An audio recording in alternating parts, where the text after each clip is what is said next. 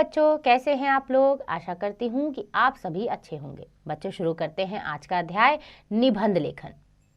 निबंध किस प्रकार लिखे जाते हैं, कैसे हम अपनी भावनाओं को अभिव्यक्त करते हैं, आइए जानें। तो सबसे पहले जानते हैं कि निबंध होता क्या है। तो बच्चों, सीमित शब्दों में किसी विषय को सशक्त शब्दों के माध्यम से व्यक्त करना ही निबंध कहलाता है। यानी कि सीमित शब्द होते हैं जिन्हें हम अपने अभिव्यक्ति के लिए या अपने विचार के लिए लिखित रूप में प्रस्तुत करते हैं, उसे ही हम निबंध कहते हैं। निबंध का शाब्दिक अर्थ होता है अच्छी तरह से बंधा हुआ। यह एक उत्कृष्ट कला है। दूसरी कलाओं की भांति ही इसमें भी अभ्यास की अत्यंत आवश्यकता होती है। इसके लिए पुस्तकों, समाचार पत्रों, रेडियो, टीवी आदि से नवीनतम विषयों और समस्याओं पर ज्ञान प्राप्त करने रहना चाहिए। यानी कि बच्चों, जब हम निबंध लिखें तो हमें जगह जगह से अलग अलग प्रकार का ज्ञान रखना चाहिए या प्राप्त करना चाहिए, क्योंकि जब तक हमें किसी विषय पर ज्ञान ही नहीं होगा तो हम उस विषय पर निबंध कैसे लिखेंगे या अपने विचार कैसे प्रस्तुत करेंगे। तो बच्चों, निबंध लिखते समय हमें इन बातों का विशेष ध्यान रखना चाहिए कि निबंध की भाषा व्यवस्थित होनी चाहिए। जिस विषय पर निबंध लिखना है, सर्वप्रथम उस विषय से संबंधित जानकारी प्राप्त कर लेनी चाहिए। निबंध निर्धारित शब्द सीमा के अंदर ही लिखा जाना चाहिए। एक ही बात को बार बार नहीं दोहराना चाहिए। निबंध में प्रस्तुत विचार मौलिक होने चाहिए। भाषा प्रभावशाली और विषय के अनुकूल होनी चाहिए। आवश्यकता अनुसार मुहावरों, लोकोक्तियों आदि का प्रयोग निबंध को रोचकता प्रदान करता है। निबंध लेखन मुख्य रूप से बिंदुवार एवं शीर्षक प्रधान होना चाहिए। यानी कि बच्चों, जब हम निबंध लिखें तो उसकी भाषा ऐसी व्यवस्थित होनी चाहिए, जब हम लिखें तो वो बहुत ही सरल और स्पष्ट हो। जब हम निबंध लिखें तो हमें उसकी जानकारी पहले से ही एकत्रित कर लेनी चाहिए। निबंध में कई बात को एक बात की बार बार उसे नहीं दोहराना चाहिए। और बच्चों, एक बात का ध्यान रखें, जब हम निबंध लिखें तो उसमें जो शीर्षक है उसमें प्रधानता देनी चाहिए, यानी कि उसको सबसे ज़्यादा सर्वप्रथम रखना चाहिए। आगे है निबंध के मुख्य अंग क्या है। तो पहला अंग है प्रस्तावना। प्रस्तावना क्या होती है? इसे निबंध का आरंभ भी कह सकते हैं, जब हम शुरुआत करते हैं निबंध लिखना। इसमें निबंध के विषय का परिचय दिया जाता है। यह भाग इतना प्रभावशाली होना चाहिए कि निबंध पढ़ने वाले की जिज्ञासा तुरंत जागृत हो सके। विषय वस्तु यानी कि यह निबंध का मध्य भाग होता है, जिसमें निबंध के विषय का विस्तार किया जाता है। इस भाग में विचार क्रमबद्ध और व्यवस्थित ढंग से आने चाहिए। विषय को रोचक एवं प्रामाणिक ढंग से प्रस्तुत करने के लिए उद्धरणों, सूक्तियों, काव्यांशों आदि का प्रयोग करना चाहिए। समस्या प्रधान निबंधों में कुछ समाधान भी सुझाने चाहिए। उपसंहार यानी कि यह निबंध का अंत होता है, जब हम निबंध को आखिरी तक लिखते हैं और उसे अंत करना चाहते हैं। उपसंहार रोचक व प्रभावशाली होना चाहिए और उसमें समस्त निबंध का सार होना चाहिए। किसी काव्यांश को उद्धृत करते हुए भी निबंध का समापन किया जा सकता है। उपसंहार इतना प्रभावशाली होना चाहिए कि निबंध में व्यक्त विचार पाठक के हृदय पर गहरा प्रभाव छोड़ जाए। यानी कि जब हम निबंध का अंत करें तो हमें अंत ऐसा करना चाहिए कि जो पढ़ रहा है उसके हृदय पे या उसके दिल में उस निबंध के बारे में गहरा प्रभाव पड़े, यानी कि वो उस बारे में सोचे। तो आइए उदाहरण के तौर पे पढ़ते हैं कुछ निबंध। सबसे पहला निबंध है भारतीय संस्कृति। प्रस्तावना है, कुछ बात है कि हस्ती मिट्टी नहीं हमारी, सदियों रहा है दुश्मन दौर ज़मां हमारा। प्रसिद्ध शायर इकबाल की लिखी इन दो पंक्तियों में भी भारतीय संस्कृति की संपूर्ण झलक मिल जाती है। ऐसा ही है हमारी महान प्राचीन सभ्यता, जो सदियों से अनेक उतार चढ़ावों का सामना करते हुए भी निरंतर गतिशील है।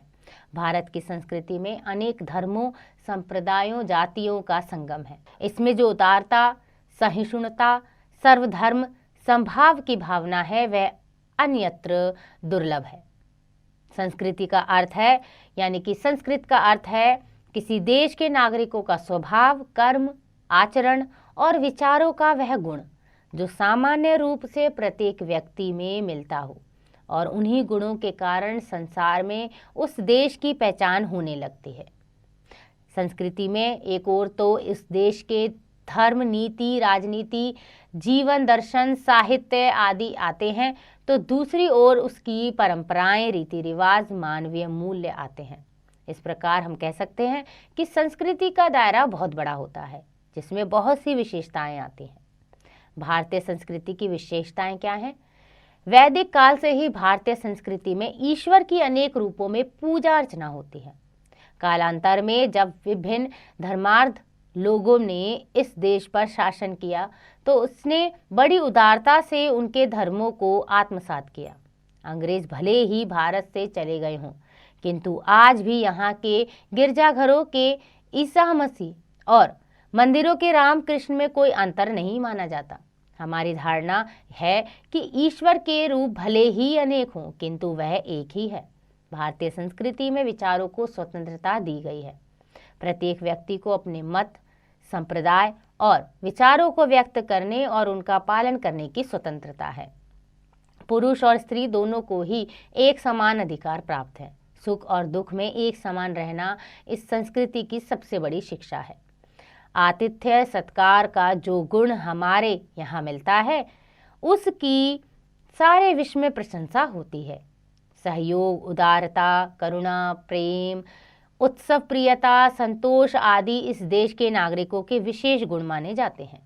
अनेकता में एकता है, ये तो हम सभी जानते हैं। भारत की संस्कृति विश्व की सबसे प्राचीन संस्कृतियों में से एक है।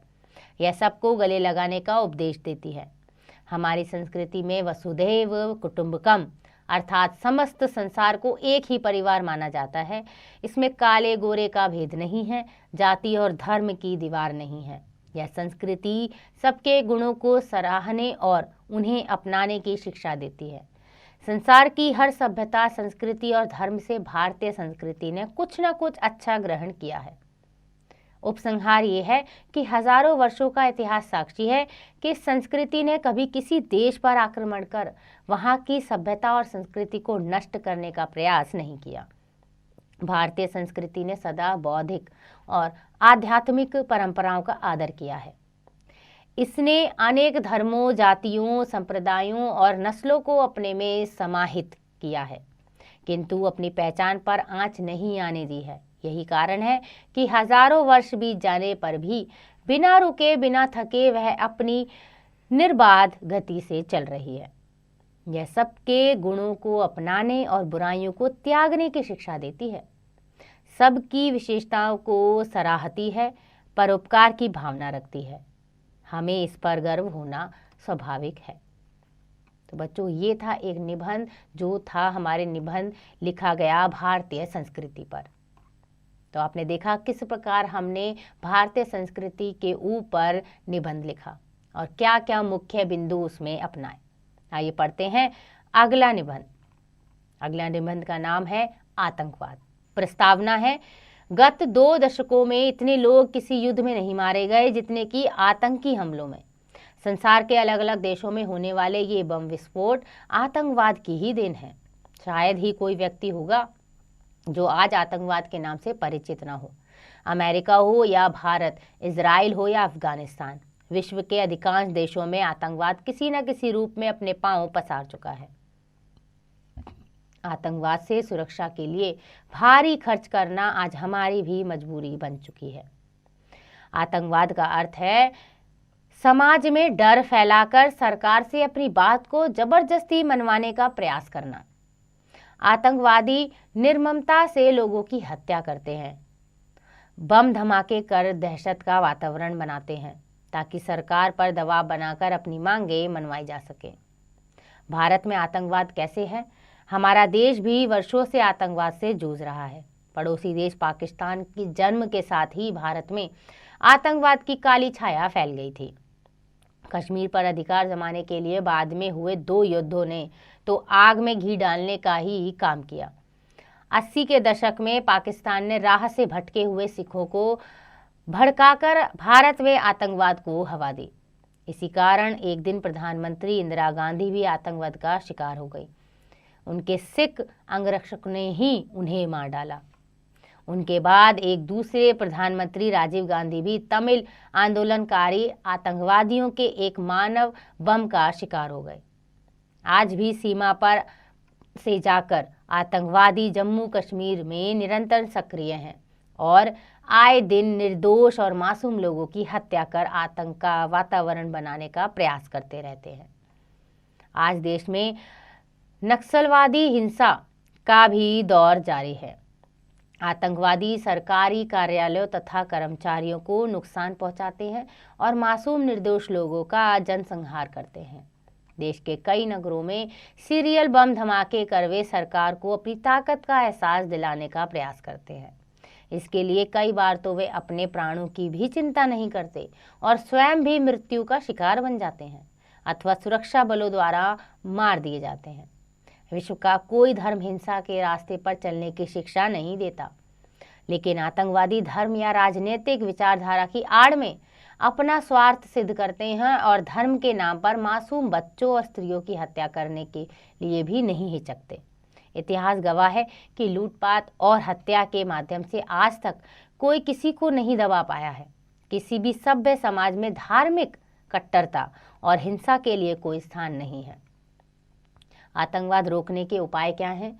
एक समय था जब 80 के दशक में पंजाब में आतंकवाद बुरी तरह फैला था, किंतु सरकार की दृढ़ इच्छा शक्ति और सुरक्षा बलों के मजबूत हौसलों ने उसका पूरी तरह सफाया कर दिया। आतंकवाद का सामना करने के लिए आज देश में सुरक्षा प्रणाली को अधिक से अधिक मजबूत बनाया गया है। सेना और पुलिस को अत्याधुनिक शस्त्र दिए गए हैं। जगह जगह सीसीटीवी कैमरे लगाए गए हैं ताकि आतंकवादियों की पहचान सुनिश्चित की जा सके। पकड़े गए आतंकवादियों को फांसी के फंदे पर लटकाकर हमारी सरकार ने कड़ा संदेश दिया है कि वह आतंकवादियों से कोई समझौता नहीं करेगी। हमारे देश के सुरक्षा बलों का मनोबल बहुत ऊंचा है। संसद पर हमले के समय उन्होंने सभी आतंकवादियों को मौत के घाट उतारने में कुछ ही मिनटों का समय लगाया। विगत वर्षों से हमारे देश को आतंकवाद बड़ी कीमत चुकानी पड़ी है। सेना और पुलिस के कई वीर जवानों को शहीद होना पड़ा है। देश का रक्षा बजट कई गुना बढ़ाना पड़ा है। हथियारों और सुरक्षा उपकरणों पर भी भारी खर्च करना पड़ा है। इस बड़ी रकम से देश में कई विकास के कार्य किए जा सकते थे, किंतु सच ही कहा गया है कि क्षमा शोभती उस भुजंग को जिसके पास गरल हो। यदि यह खर्च नहीं किया गया तो आतंकवाद के कारण देश के नागरिकों का सांस लेना भी मुश्किल हो जाएगा। आतंकवाद के निबंध के लिए उपसंहार ये है कि आतंकवाद का मुकाबला करने के लिए आज संसार के कई देशों में विशेष सुरक्षा बलों का गठन किया है। आपातकालीन परिस्थितियों से निपटने के लिए अचूक हथियार और ऐसे रसायन तैयार किए गए हैं जिनसे आम जनता को हानि पहुंचाए बिना आतंकवादियों को मारा या पकड़ा जा सके। वास्तव में आतंकवाद का खात्मा केवल सरकार का काम नहीं है। देश के प्रत्येक नागरिक को चौकन्ना रहकर इसका मुकाबला करना होगा। अपने आसपास किसी संदिग्ध व्यक्ति या वस्तु को देखकर पुलिस को सूचित करना हमारा कर्तव्य है। हमें चाहिए कि किसी भी ऐसे व्यक्ति के बहकावे में ना आए जो राष्ट्र को विखंडित करने की भावना रखता हो। अपने समाज को सतर्क और सुरक्षित रखने की जिम्मेदारी सभी को मिलकर उठानी चाहिए। तो बच्चों, जो आतंकवाद फैला होता है उसके लिए हमें भी सतर्क रहना चाहिए। अगर हमें कोई आसपास ऐसे व्यक्ति दिखे या ऐसी कोई चीज़ दिखे जो किसी की ना हो तो तुरंत पुलिस को सूचित करना चाहिए। आइए पढ़ते हैं अगला निबंध, जो है दूरदर्शन यानी शिक्षा एवं मनोरंजन का साधन। प्रस्तावना है, आधुनिक युग का अद्भुत आविष्कार दूरदर्शन है। दूरदर्शन शब्द दूर और दर्शन इन दोनों शब्दों के योग से बना है। इसका अर्थ है दूर की वस्तु का दर्शन। रेडियो में केवल कार्यक्रमों को सुना जा सकता है, किंतु दूरदर्शन में कार्यक्रम सुना और देखा जा सकता है। इसका आविष्कार 1925 ईस्वी में इंग्लैंड के J.L. बेयर्ड ने किया था। जब टीवी केंद्र पर कोई कार्यक्रम प्रसारित होता था तब वायु में तरंगें उत्पन्न होती हैं। टेलीविज़न का एंटीना इन तरंगों को पकड़ लेता है, फिर यंत्रों की सहायता से पुनः चित्र रूप में प्रस्तुत करता है। भारत में इसका उद्घाटन कैसे हुआ? भारत के लगभग सभी प्रमुख नगरों में टीवी केंद्र स्थापित हो चुके हैं। अब दर्शकों की संख्या प्रतिदिन बढ़ती जा रही है। भारत के प्रथम राष्ट्रपति डॉक्टर राजेंद्र प्रसाद ने 1959 में दूरदर्शन कार्यक्रम का उद्घाटन किया था। रंगीन टेलीविजन के आ जाने से इसकी उपयोगिता और भी अधिक बढ़ गई है। यह शिक्षा और मनोरंजन का उत्तम साधन है। दूरदर्शन का महत्व क्या है बच्चों? शिक्षा के क्षेत्र में दूरदर्शन का योगदान अवर्णनीय है। बच्चों, बूढ़ों, महिलाओं एवं पथभ्रष्ट लोगों के लिए ऐसे शिक्षाप्रद कार्यक्रम दिखाए जाते हैं जिन्हें देखकर वे प्रभावित होते हैं। कई ऐसे धारावाहिक चल रहे हैं जो लोगों का मार्गदर्शन कर रहे हैं। समाज की बुराइयों को नाटक रूप में दिखाकर लोगों की विचारधारा को अच्छाई की ओर परिवर्तित किया जा रहा है। बच्चों के लिए विशेष कार्यक्रम दिखाए जाते हैं जिन्हें वे बड़े चाव से देखते हैं।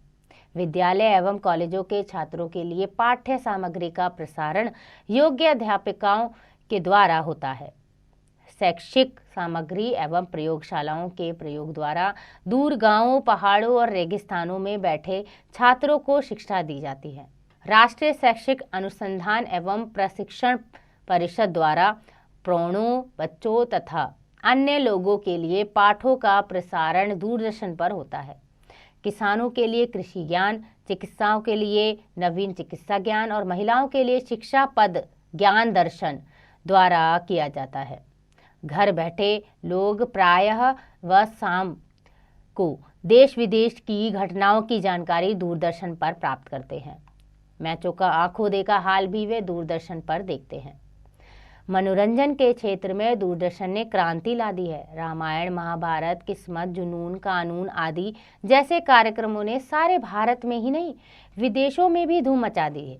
अब तो हम चित्रहार, फीचर फिल्म और हास्य व्यंग के कार्यक्रम बड़े चाव से देखते हैं। केबल टीवी, डीवीडी प्लेयर आदि ने दूरदर्शन के महत्व को और भी बढ़ा दिया है। अपनी इच्छा अनुसार और अपनी सुविधा अनुसार हम कार्यक्रम देख सकते हैं। उपसंहार ये है कि दूरदर्शन हमारे जीवन का अभिन्न अंग बनता जा रहा है। इतना सब होने पर भी हमें दूरदर्शन का सदुपयोग करना चाहिए, दुरुपयोग नहीं। अधिक दूरदर्शन देखने से आंखें कमजोर हो जाती हैं और शरीर को आलस्य भी घेर लेता है। अतः हमें दूरदर्शन का स्वामी बनकर इसका प्रयोग करना चाहिए, दास बनकर नहीं। तो बच्चों, दूरदर्शन हमारे जीवन में अच्छा भी है और बुरा भी, इसलिए इसका हमें सदुपयोग करना चाहिए, दुरुपयोग नहीं। आगे पढ़ते हैं अगला निबंध जो है पर्यटन। प्रस्तावना है, आज के युग में पर्यटन बहुत बढ़ गया है। एक स्थान पर रहते हुए कभी कभी मनुष्य ऊब महसूस करने लगता है। उसका मन कहीं बाहर जाने और दुनिया देखने को करता है। अपने स्थान से अलग वह नए नए स्थान देखना चाहता है, अलग अलग प्रकार के खाने का स्वाद लेना चाहता है, दूसरे स्थान के निवासियों के रहन सहन, भाषा, वेशभूषा, तीज त्योहारों को देखना चाहता है। यही कारण है कि मनुष्य आदिकाल से ही देशाटन या पर्यटन करना चाहता है या फिर करने आया है। पर्यटन का इतिहास क्या है? तो बच्चों, पर्यटन का अर्थ है देश विदेश में घूमना। घूमना फिरना मनुष्य की सहज प्रवृत्ति है। आदिकाल से ही लोग विभिन्न स्थानों की ओर सैर करने आए हैं, किंतु प्राचीन काल में पर्यटन करना इतना आसान नहीं था। रास्ते बहुत दुर्गम थे। आज की तरह यातायात के साधन नहीं थे। केवल घोड़ों, खच्चरों आदि की सवारी करके ही दूर की यात्रा की जा सकती थी। मार्ग में चोरों और डाकुओं का भी भय रहता था। उस समय यात्री समूह में चलते थे। प्राचीन काल में चीनी यात्री फाहान और हेनसांग भारत आए। कोलंबस ने अमेरिका की खोज भी देशाटन करते हुए ही की थी। वर्तमान में पर्यटन का क्या लाभ है? आज के समय में पर्यटन बहुत सुविधाजनक हो गया है। आज मनुष्य का जीवन बहुत व्यस्त है और वह घूमने फिरने के लिए महीनों का समय नष्ट नहीं कर सकता। यातायात के साधनों का उत्तम प्रसार होने के कारण तथा सड़कों और पुलों का जाल बिछा होने के कारण आज मनुष्य कभी भी और कहीं भी सुविधा और तत्परता से घूम आता है और उसका कार्य भी प्रभावित नहीं होता। दूरसंचार के साधन का इतना अधिक विकास हो गया है कि विदेश जाते हुए भी वह पल पल की सूचना अपने परिवार को दे सकता है और उनकी कुशलता जान सकता है। अतः कह सकते हैं कि आज विकास के दौर ने पर्यटन को मनोरंजक अनुभव में बदल दिया है। पर्यटन के लाभ क्या है? पर्यटन के अनेक लाभ हैं। एक ही स्थान पर रहते हुए जब मनुष्य ऊब जाता है तो उसके कार्य करने की क्षमता भी कम हो जाती है। किसी नई जगह घूमने पर वह जब पर्वत, नदियों, इमारतों, झीलों, झरनों आदि प्राकृतिक सौंदर्य का आनंद लेता है तो उसका मन स्फूर्ति और उल्लास से भर जाता है। देशाटन से मनुष्य का शारीरिक स्वास्थ्य भी ठीक रहता है। डॉक्टर भी रोगी को कुछ दिन पहाड़ों पर घूम आने की सलाह देते हैं। देशाटन में नए स्थानों में देखने के लोभ में मनुष्य मीलों पैदल चलता है, जिससे उसकी पाचन शक्ति ठीक रहती है और भूख अच्छी लगती है। पर्यटन के स्थान अधिकतर पहाड़ों में होते हैं, जहां प्रदूषण कम होता है, इसलिए वहां की जलवायु भी मनुष्य के लिए उत्तम होती है। पर्यटन से मनुष्य के ज्ञान में भी वृद्धि होती है। वह नए नए रीति रिवाजों, नई नई भाषाओं और बोलियों से परिचित होता है। दूसरे स्थान के लोगों को देखकर मनुष्य को नई नई बातें सीखने का अवसर मिलता है। उसका सामाजिकता का दायरा बढ़ता है। अलग अलग स्थान के लोगों से भेंट होती है, जिससे भाईचारे की भावना का विकास होता है। उपसंहार ये है कि उपर्युक्त बातों को ध्यान में रखकर हम कह सकते हैं कि पर्यटन मनुष्य के जीवन में नई ऊर्जा का संचार करता है, जिसे जीवन के विभिन्न पहलुओं से अवगत कराता है और ऐसा ज्ञान देता है जो किसी पुस्तक में नहीं मिल सकता। पर्यटन से मनुष्य का तन और मन दोनों ताजगी से भर जाते हैं और वह उत्साह से पुनः अपने कार्य में लग जाता है। किसी शायर ने ठीक ही कहा है, सैर कर दुनिया की गाफिल, जिंदगानी फिर कहाँ, जिंदगानी गर रही हो तो नौजवानी फिर कहाँ।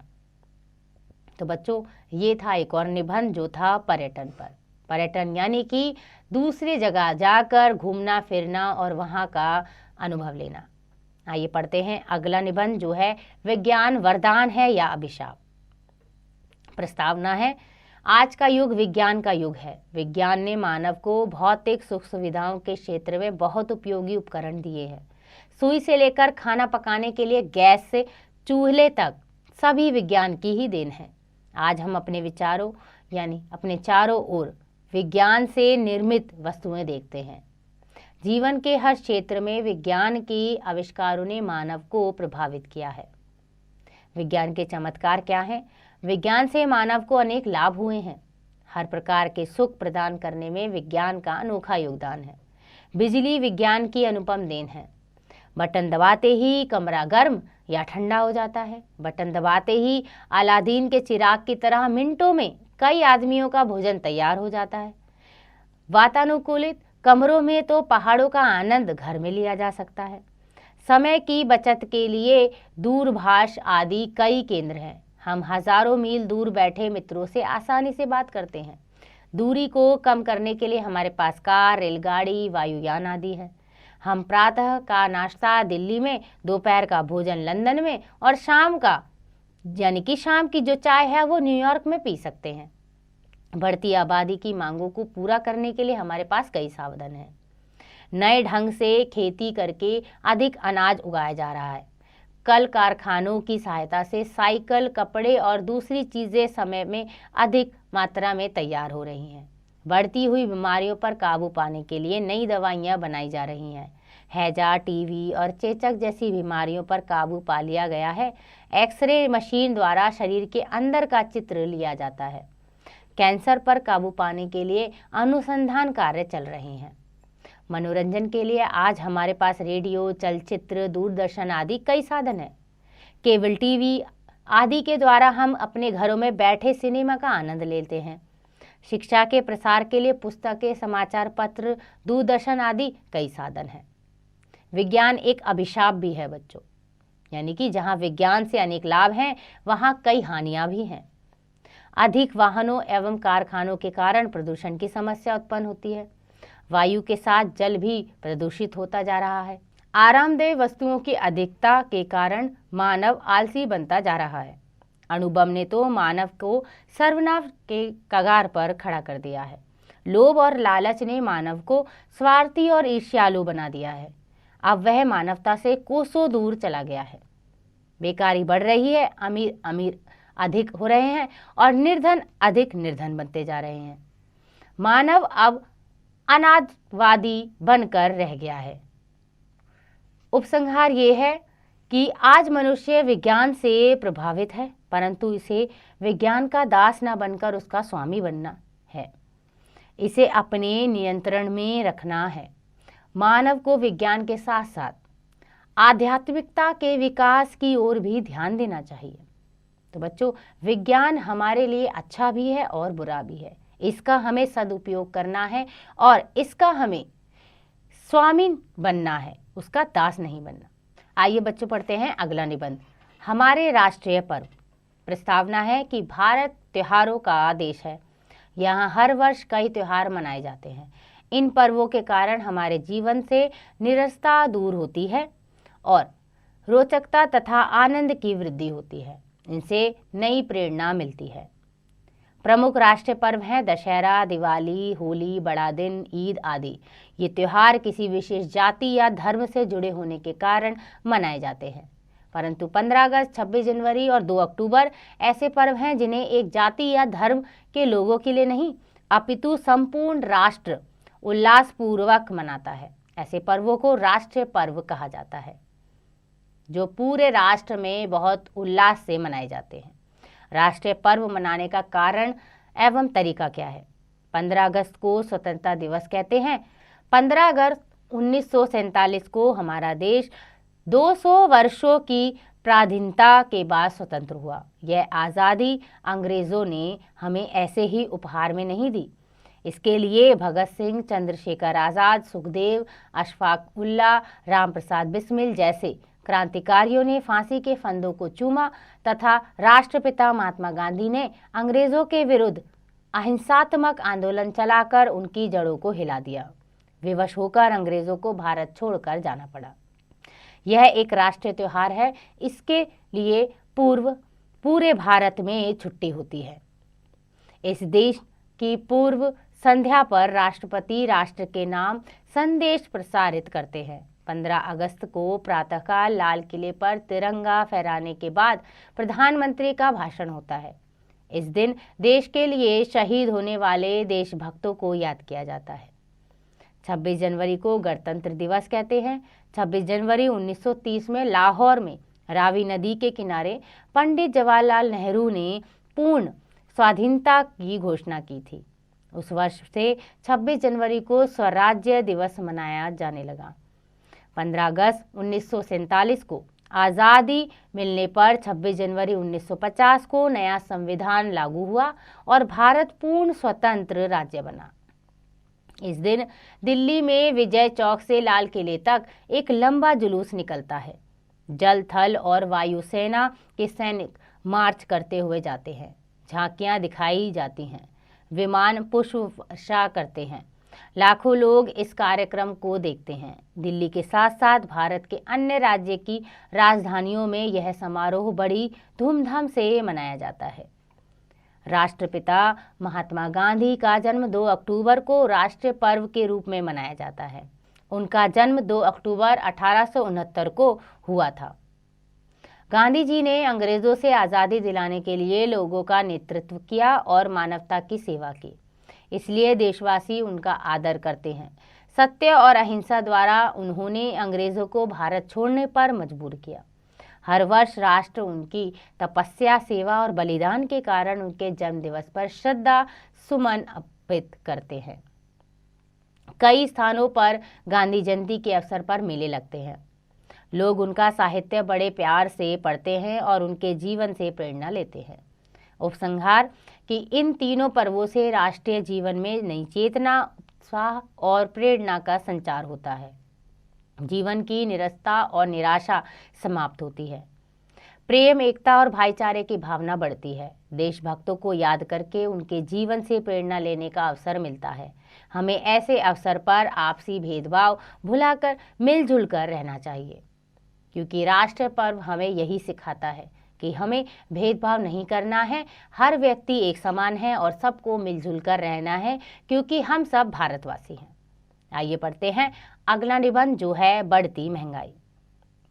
प्रस्तावना, आज शायद ही कोई ऐसा परिवार होगा जो महंगाई की मार से जूझ ना रहा हो। आज बाजार में प्रत्येक वस्तु की कीमत में मानो आग लगी है। कभी टमाटर के भाव आसमान छूने लगते हैं तो कभी प्याज का दाम सुनकर ही आंसू निकलने लगते हैं। घी और दूध भी इतने महंगे हो गए हैं कि आम आदमी को चाय पानी पीकर ही गुजारा करना पड़ रहा है।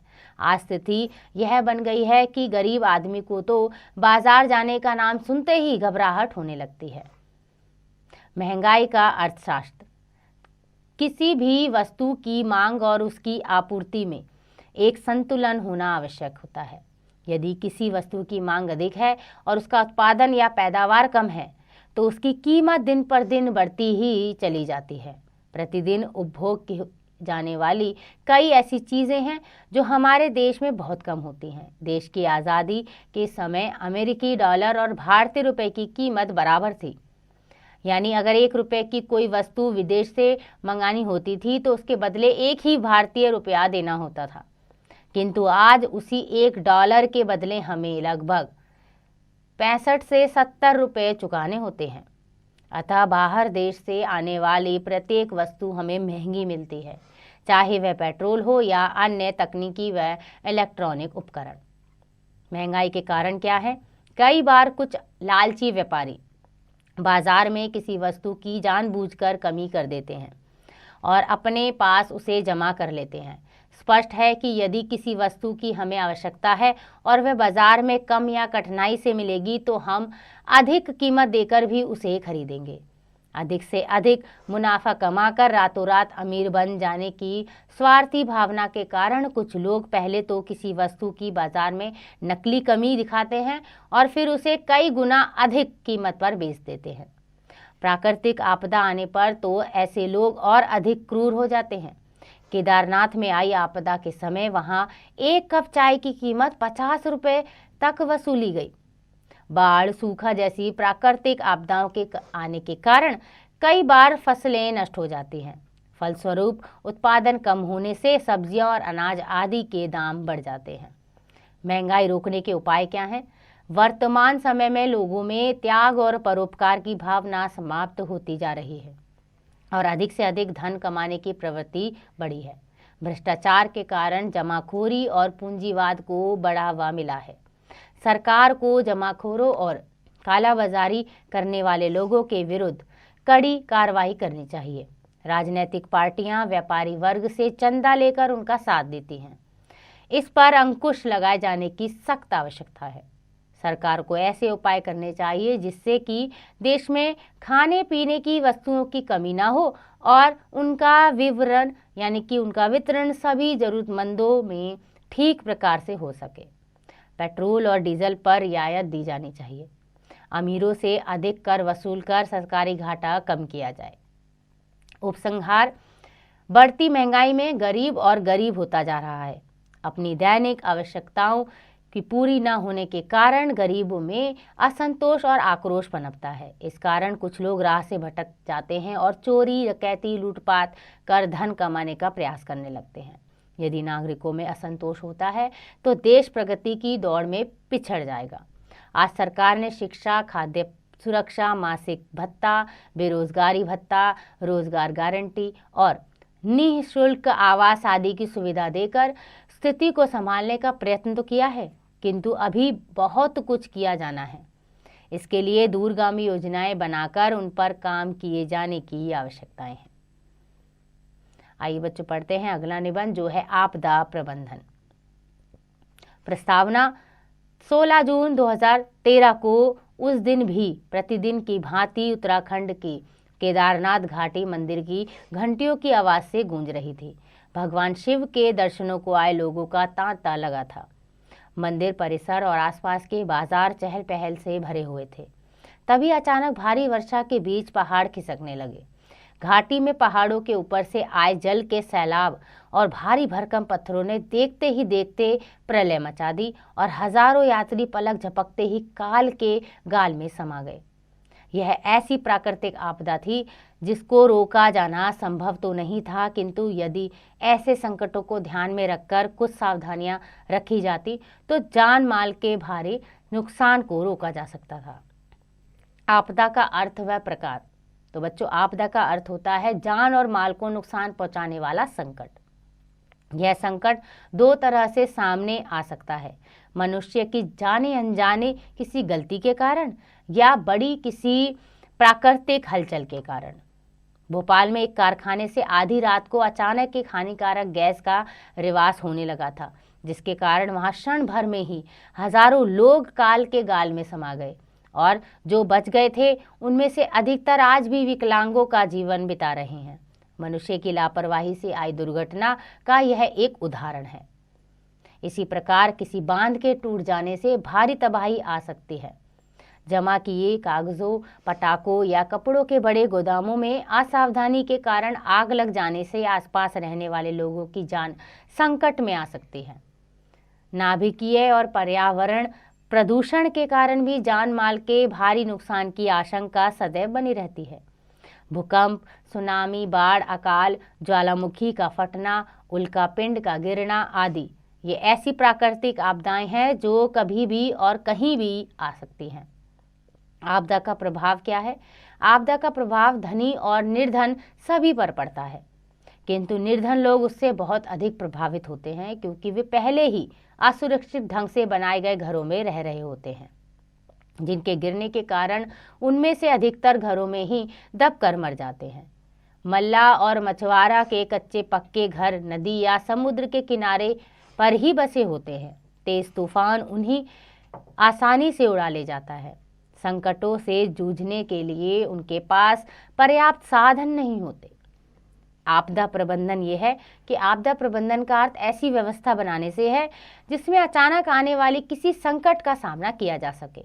इसके लिए लोगों को पहले ही तैयार और सतर्क किया जाता है। इसके लिए कुछ बातों का ध्यान रखना चाहिए, जैसे आपदा या संकटों से निपटने के लिए पहले से तैयार रहना आवश्यक है, जिससे जान माल का नुकसान कम से कम हो। उदाहरण के लिए जापान में प्रतिदिन आने वाले भूकंपों से बचने के लिए घर बनाते समय विशेष नियमों का पालन किया जाता है। यदि कोई आपदा आ भी जाती है तो उसके तुरंत बाद ऐसे उपाय किए जाने चाहिए कि आपदा का प्रभाव कम से कम हो। इसके लिए अस्पतालों को पूरी क्षमता के साथ हर समय तैयार रहना चाहिए ताकि हादसों में घायल लोगों को तुरंत और अच्छी से अच्छी चिकित्सा मिल सके। पीड़ित लोगों के लिए बिस्तर, कपड़े, भोजन, टेंट आदि का प्रबंध शीघ्रता से किया जाना चाहिए। इसके बाद बारी आती है ऐसे उपायों की जिससे आपदा से प्रभावित लोग जल्द से जल्द अपने कामकाज को करने में सक्षम हों और अपने सामान्य जीवन की ओर लौट सकें। आपदाओं का अध्ययन कर ऐसे प्रबंध किए जाने चाहिए जिससे आगे आने वाले समय में ऐसे खतरे टाले जा सके या उनका प्रभाव कम किया जा सके। इन सब उपायों के लिए आवश्यक है कि लोगों में इस दिशा में जागरूक किया जाए। ऐसे समय में लोग अफवाहों पर ध्यान न दें। आपदा के समय ऐसी व्यवस्था बनानी चाहिए जिससे पीड़ितों या उनके परिवारजनों को विश्वसनीय सूचना मिल सके। उपसंहार ये है कि वास्तव में आपदा और मनुष्य का चोली दामन का साथ रहा है। आज अंतरिक्ष में छोड़े गए उपग्रहों के माध्यम से तूफान, वर्षा आदि की चेतावनी समय रहते मिल जाती है। यही कारण है कि पहले की तुलना में अब आपदा से बचना आसान हो गया है, किंतु फिर भी भूकंप जैसी कई ऐसी आपदाएं हैं जिनका पूर्व अनुमान कठिन है और उनसे बचना भी कठिन है। तथापि हमें जागरूक होकर उनका सामना करने के लिए तैयार रहना चाहिए। आइए बच्चों पढ़ते हैं अगला निबंध जो है समय का महत्व। प्रस्तावना: समय बहुत ही कीमती है, समय की बड़ी शक्ति है। यह राजा को रंक और रंक को राजा बना देता है। रंक यानी गरीब। यह किसी भी प्रतीक्षा नहीं करता, यानी कि किसी की भी ये प्रतीक्षा नहीं करता। बीता हुआ समय लौटकर नहीं आता। संसार में उलट फेर करने वाला समय है। कहीं निर्माण हो रहा है तो कहीं विनाश, कहीं नवजीवन दिखाई देता है तो कहीं मृत्यु की दृष्टि होती है। समय की लीला अपरंपार है, इसे समझना भी बहुत कठिन है। समय का मानव जीवन में महत्व क्या है? समय की पाबंदी बहुत लाभदायक है। प्रकृति भी समय के अनुसार कार्य करती है, अतः हमें सदा समय की कद्र करते हुए समय का ध्यान रखना चाहिए। थोड़ी ही देर से रेलगाड़ी और हवाई जहाज छूट सकते हैं। थोड़ा सा विलंब व्यापारी को लाखों का घाटा पहुंचा सकता है। मानव को समय का सदुपयोग करना चाहिए। समय का सदुपयोग करने से हम जीवन में उन्नति कर सकते हैं। लोकमान्य तिलक और महात्मा गांधी की उन्नति का रहस्य समय का सदुपयोग था। इसका सदुपयोग करने से शारीरिक, मानसिक और आत्मिक उत्थान होता है। हर असंभव कार्य भी संभव हो जाते हैं। मन को चैन और शांति प्राप्त होती है। अतः मनुष्य को ऐसे कार्य करने चाहिए जिससे अपना, समाज और राष्ट्र का कल्याण हो। संसार में महान कार्य प्रभु की आराधना समझा जाता है। प्रभु ने हमें जन्म दिया और हमारे खाने पीने, पहनने और रहने के साधन जुटाए। यह हमारा धर्म हो जाता है कि हर अपने काम के समय में से कुछ समय प्रभु भक्ति के लिए निकालें।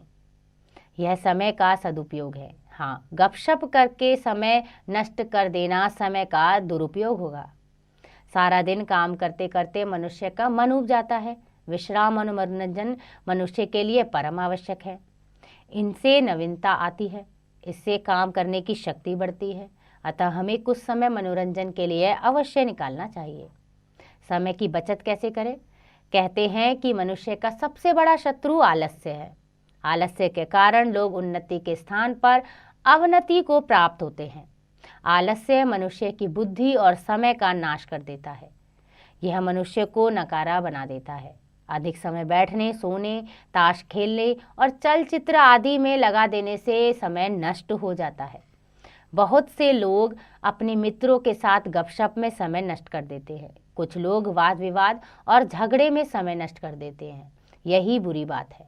उपसंहार यह है कि भारत के कार्यालयों का निरीक्षण करते समय ज्ञात होता है कि अधिक लोग समय के महत्व को नहीं जानते। वे प्रायः काम को कल पर टाल रखते हैं। काम बढ़ जाने के कारण समस्याएं उत्पन्न हो जाती हैं। परिणाम स्वरूप समाज और राष्ट्र को हानि हो रही है। पश्चिमी देशों के लोग समय का मूल्य जानते हैं।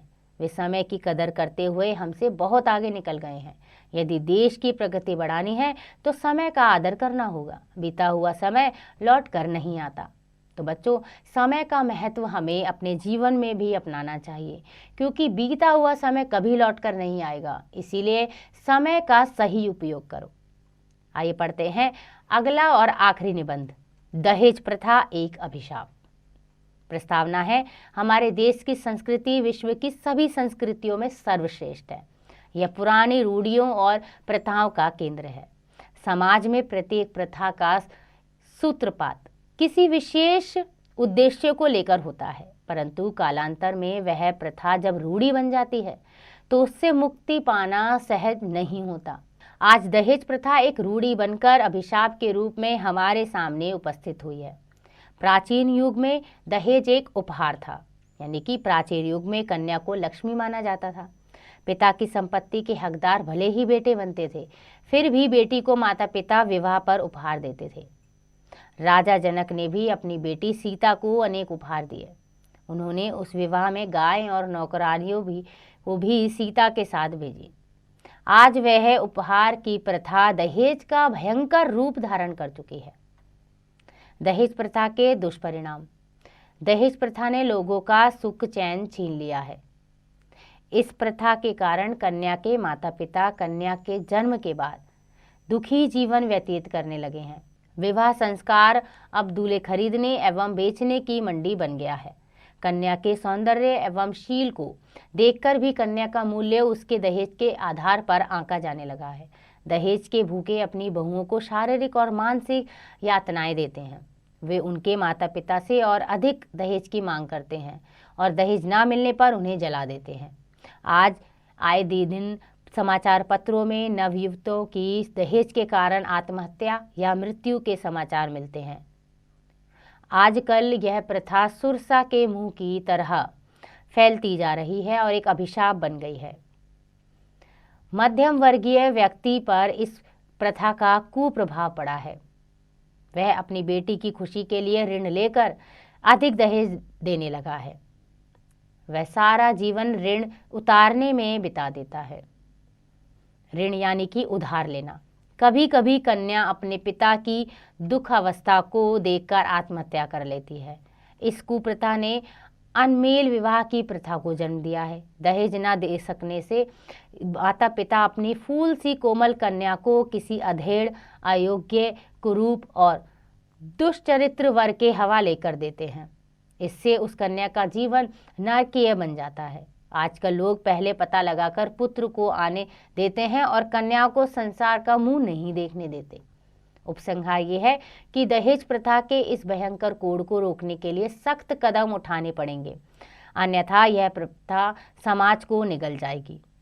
इस प्रथा से मुक्ति दिलाने के लिए सरकार को कठोर कदम उठाने होंगे। युवा वर्ग को भी इसके विरुद्ध आवाज उठानी होगी। युवतियों को भी दहेज लोभी भेड़ियों से बचने का संकल्प करना होगा। नाटक, चलचित्रों, दूरदर्शन, पत्र पत्रिकाओं द्वारा दहेज के विरोध में जन आंदोलन चलाना होगा।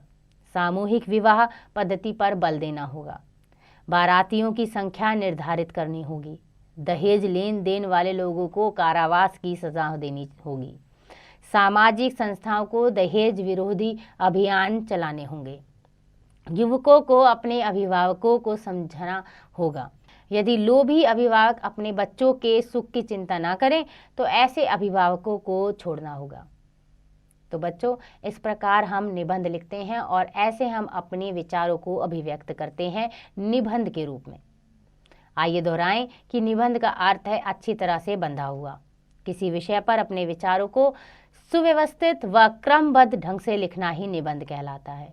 निबंध लिखते समय कुछ विशेष बातों का ध्यान रखना आवश्यक होता है। निबंध के 3 मुख्य अंग होते हैं: प्रस्तावना, विषय वस्तु और उपसंहार। आशा करती हूँ कि आपको यह अध्याय समझ आ गया होगा। इसका अभ्यास आप स्वयं कीजिएगा।